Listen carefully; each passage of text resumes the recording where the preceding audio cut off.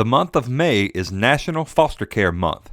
On this episode, we sit with Tangela Smith from the Louisiana Department of Children and Family Services to talk about the foster care system and adoption.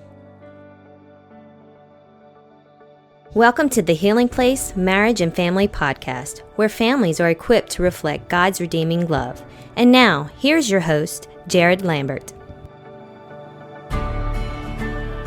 Welcome, everybody, to the Healing Place Marriage and Family Podcast, where families are equipped to reflect God's redeeming love. I'm your host, Jared Lambert. And on today's episode, at the time of this recording, we're just beginning the month of May. And May is the National Foster Care Awareness Month. So if you're listening, you may not know, but my wife, Brandy, and I have been certified foster parents for about 4 years now. We have fostered a total of 4 children, and right now we are fostering 2 children, 4-year-old girl, 5-year-old boy, and we are actually in the process of adoption. My goal is that after listening to this podcast, you would be equipped and have a little bit more information to maybe move forward to look into the certification process. For today, our special guest is actually Brandy and I's home developer, employee of the DCFS, Miss Tangela Smith. She's really been great for us, a great resource, a great encourager. So let's go ahead and introduce Miss Tangela. Tangela Smith, how you doing today, Miss Tangela? I'm doing fine, and thank you for this invitation. My name is Tangela Smith, and I work with the Thibodeau Region Home Development Unit. I have worked for the agency for 25 years. I am currently a home development worker and have been certifying foster and adoptive homes for the past 21 years. I really enjoy my job and plan on retiring in 4 years. Come on, you got your plan, huh?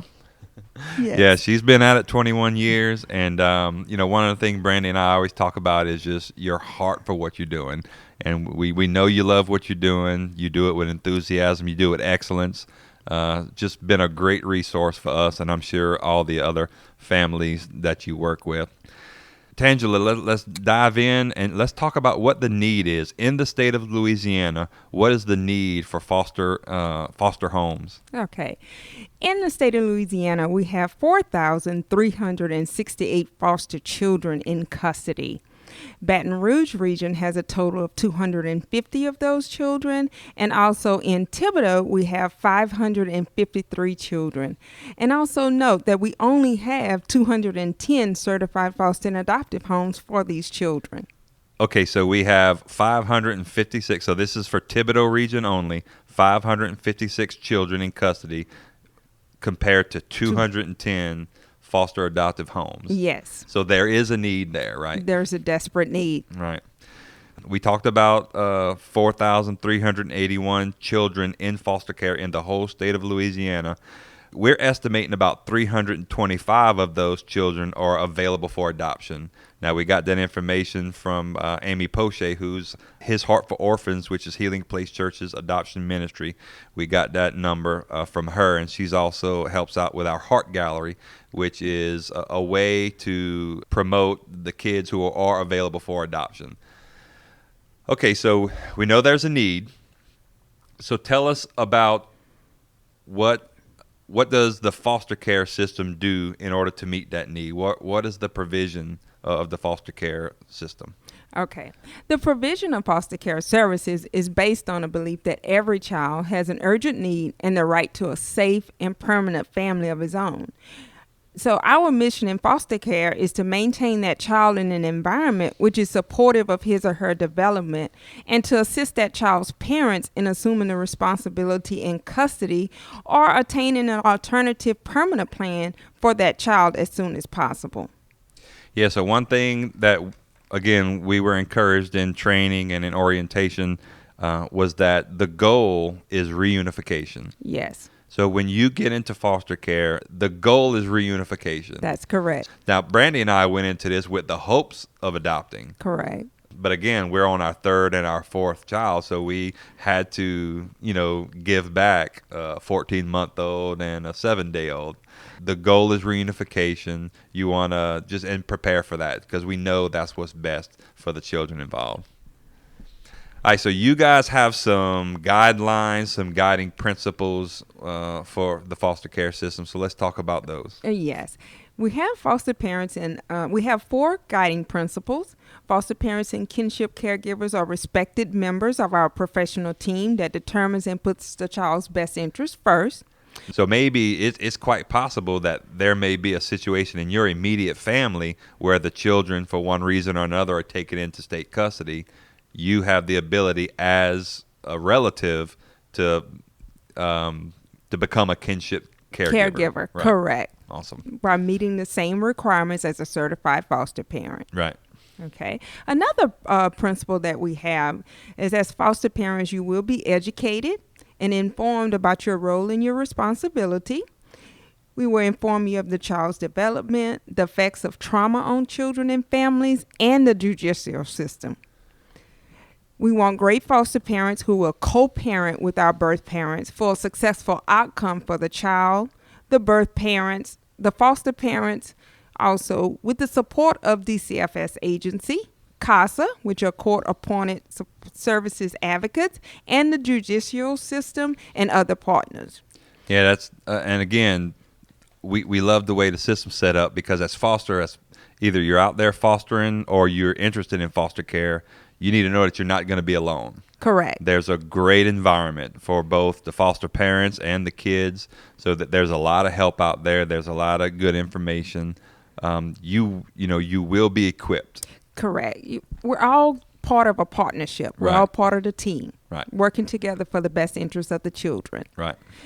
Another principle we have, our foster parents are given the resources to meet the immediate needs of the children and their biological families, while we're providing opportunities for them to thrive long term. Now, can you talk about more specific? What are those immediate needs? The needs could be that children need therapy, they need counseling, they need other health, may have some health issues. Right. And so those are some of the immediate needs. And also just the physical, having a place to stay and the clothing. Gotcha. If I am interested in becoming foster certified, how do I become eligible? What are the requirements for eligibility? Okay. Some of the basic requirements for eligibility is you have to be at least 21 years of age and under the age of 65 at the time of certification. You have to have adequate space in your home for children.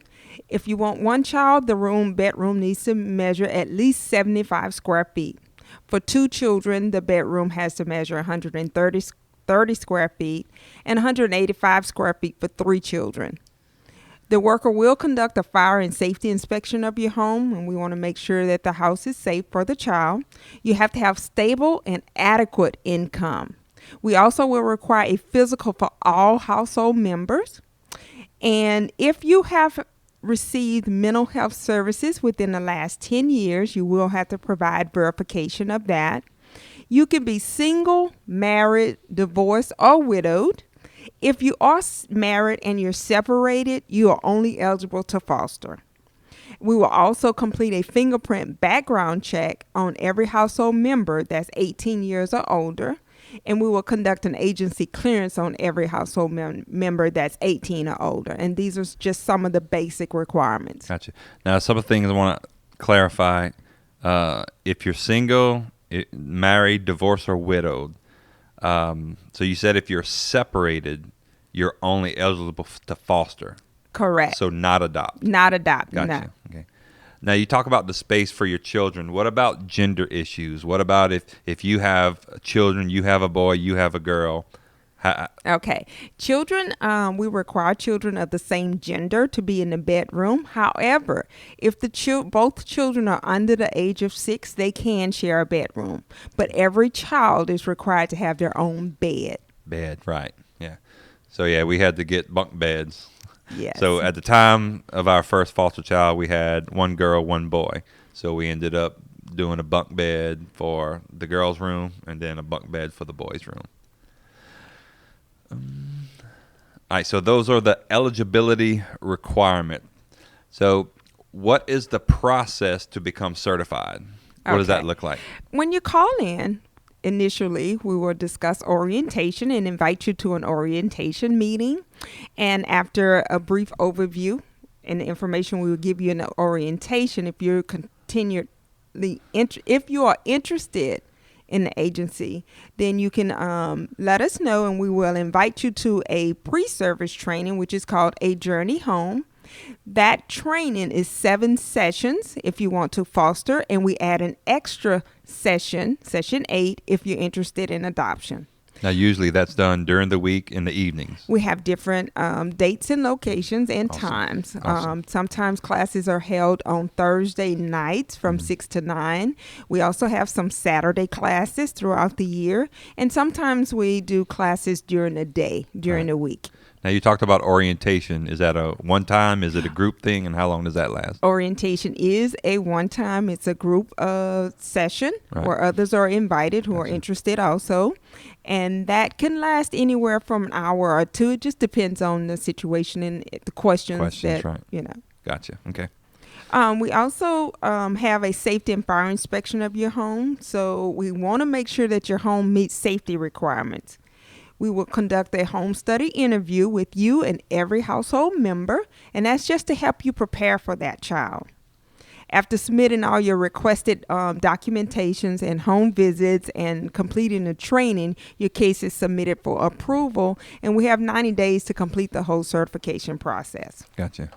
Now, the home inspection, one of the things we ran into, if you have a pool or if you have a pond. Correct. That is correct. Yeah. If you have a pool or a pond, lake, or any body of water, anything that's dangerous, then depending on the age of the child that you're interested in fostering, it determines whether or not you will need a fence. If you're interested in children newborn 0 to age 5, then you have to have a fence around that pool or around the lake, blocking off that entrance to that body of water for the safety. Right. If the child that you're interested in is older, 6 years and older, then there's other safety recommendations that we make. Gotcha. Yeah, we got a nice 2-acre pond in the back of the house, so we had to throw up a fence preventing access. But it was a small price to pay for the safety of the children. So, that's right. All right, so that's the certification process. So once an individual or a couple completes the certification process, what happens after certification? Okay. After certification, you will receive financial assistance for a child that's placed in your home. You will receive a monthly foster care board rate. It's a reimbursement. Each child that's placed in your home will have a Medicaid card.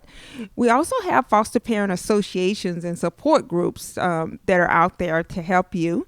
We also offer ongoing training on a variety of topics that you will have to complete every fiscal year, and you will receive help and assistance from your home development worker and that child's caseworker. Right. So you're a home developer. Yes, correct. Okay, so let's say there you have one foster child you're fostering.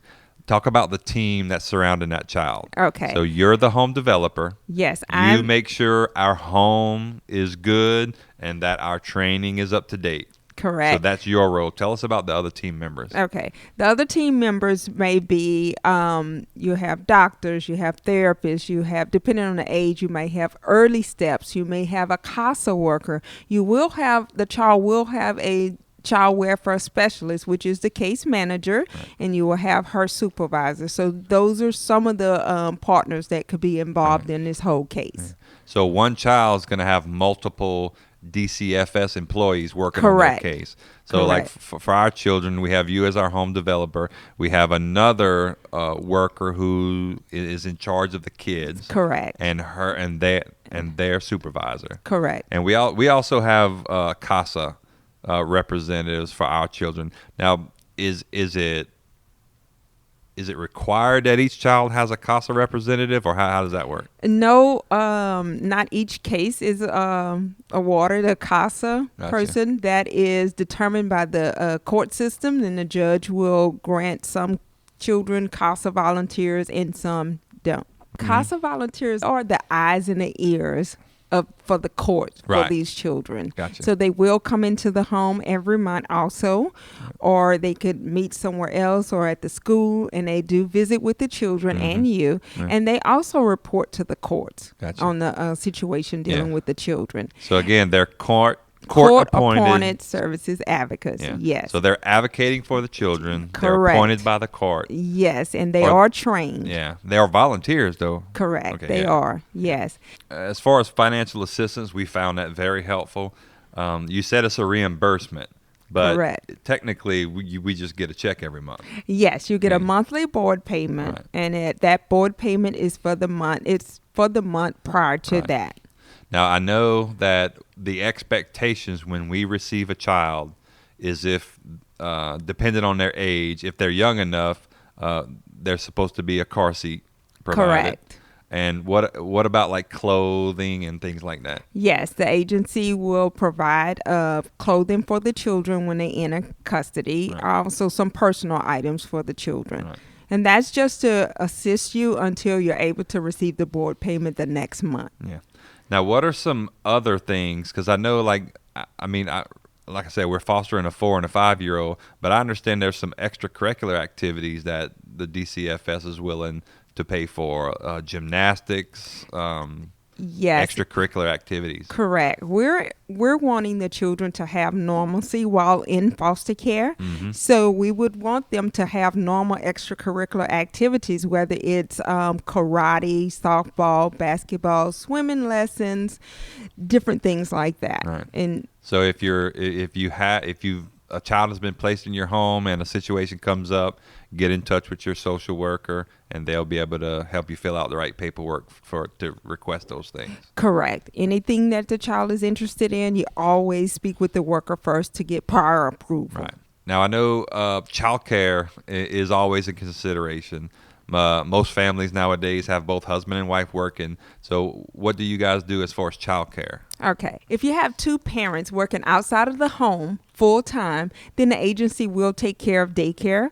All you have to do is locate a type 3 licensed childcare daycare center that's willing to accept the state rates and state payments. Right. Yeah, we found that helpful. Now, so childcare is on top of the monthly Yes, it financial- is. And it's in excess, and it's paid directly to the daycare center. Awesome. Yeah. Now, Medicaid, this was our first experience with Medicaid, but despite a lot of the criticisms we heard about it, if like our pediatrician accepted Medicaid. So we had very little problems with Medicaid. Right. When a child comes into custody, they will receive that Medicaid card, and it's up to you to locate a local pediatrician that's willing to accept this child, new patients, and also accept the Medicaid card. One of the things as a foster care parent I would encourage is, we talked about foster parent association and support groups. It has been very helpful to have friends of ours who also are foster parents. Just to know, to get, counsel and to get advice from people who are actually doing it is very helpful. And the Foster Parent Association and the support group is a really good resource for that. We talked about the certification process. We talked about what happens after you get certified. Let's talk about placements. Tell us about the different options for placements. Okay, you as a family can let the agency know what you're interested. If you're what sex you're interested, what gender, what race, and age. And once you are certified, we will enter that information in a computer system, and you're just sitting and waiting on a placement, a call. And so that could happen very quickly, or you may have a little wait. Right. Yeah, it was important for us. Again, at the time, we had a 9-year-old and a 5-year-old. So for us, it was important that our foster kids were younger than our present kids. And, we simply asked for somebody 5 years old or younger. And it didn't take long.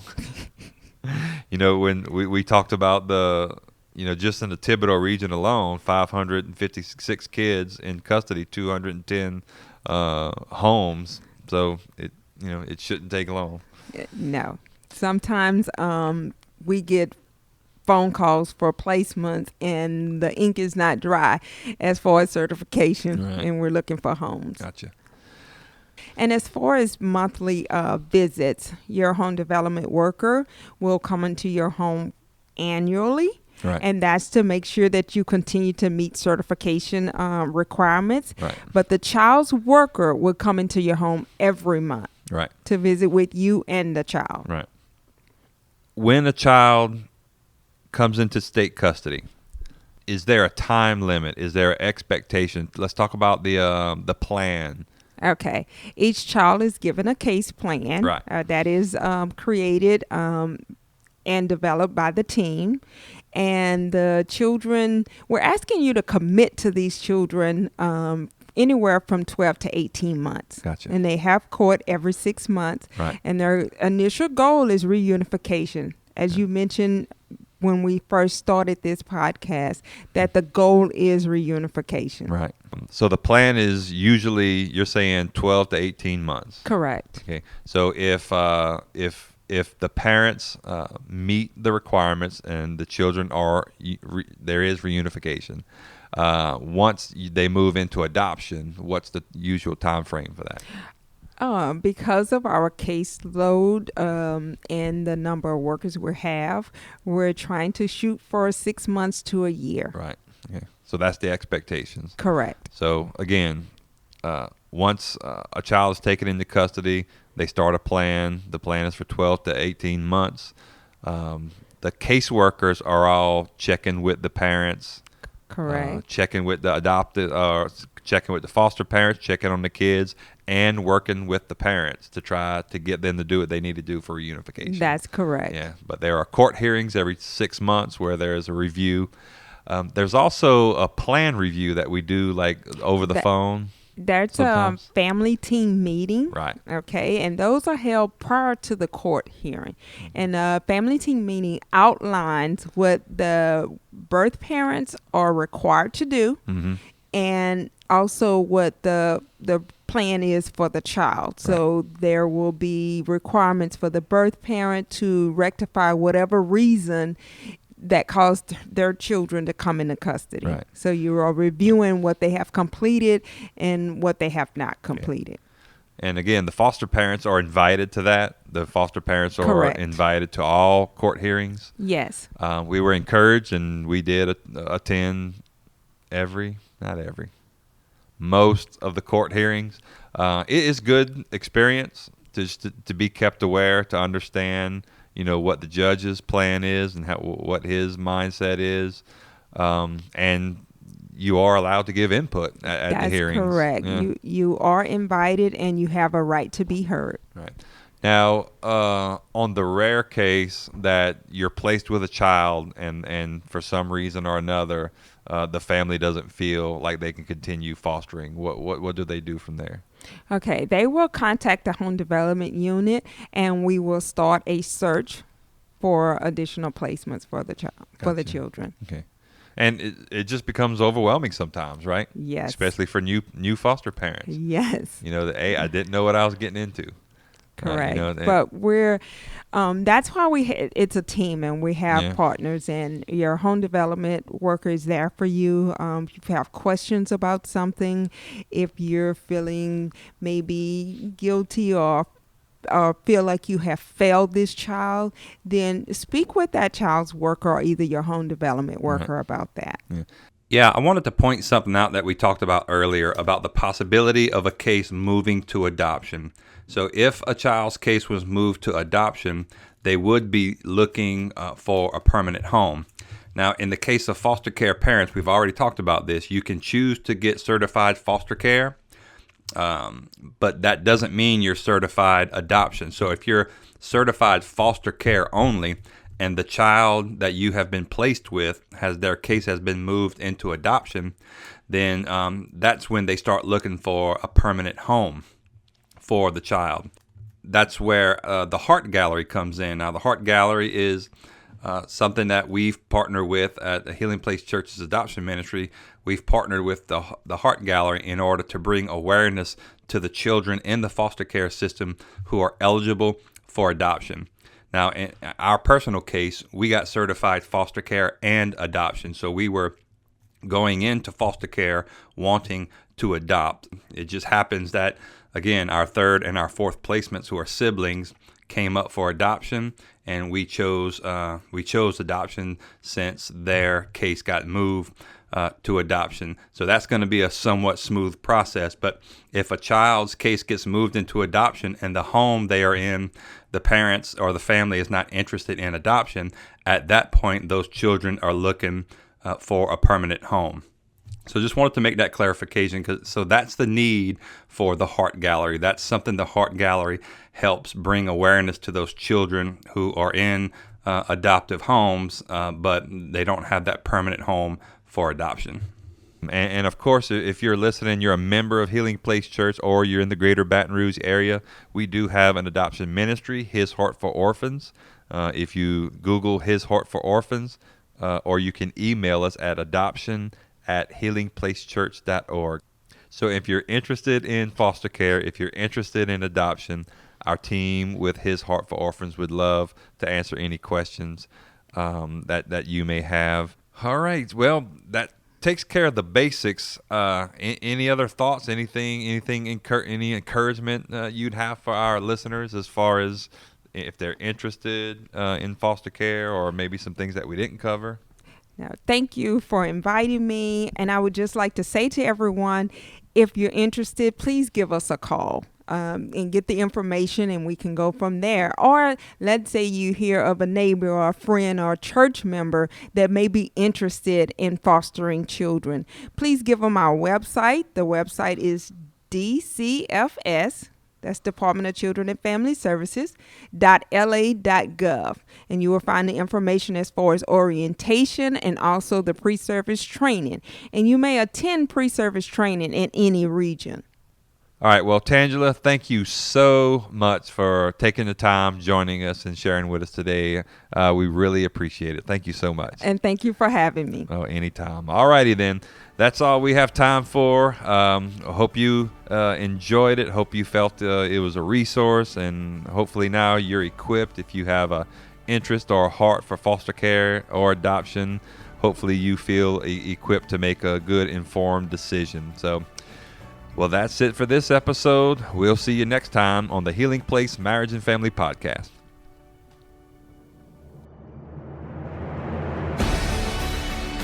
Thank you for joining us for today's podcast. For more information about Healing Place Church, visit us at healingplacechurch.org.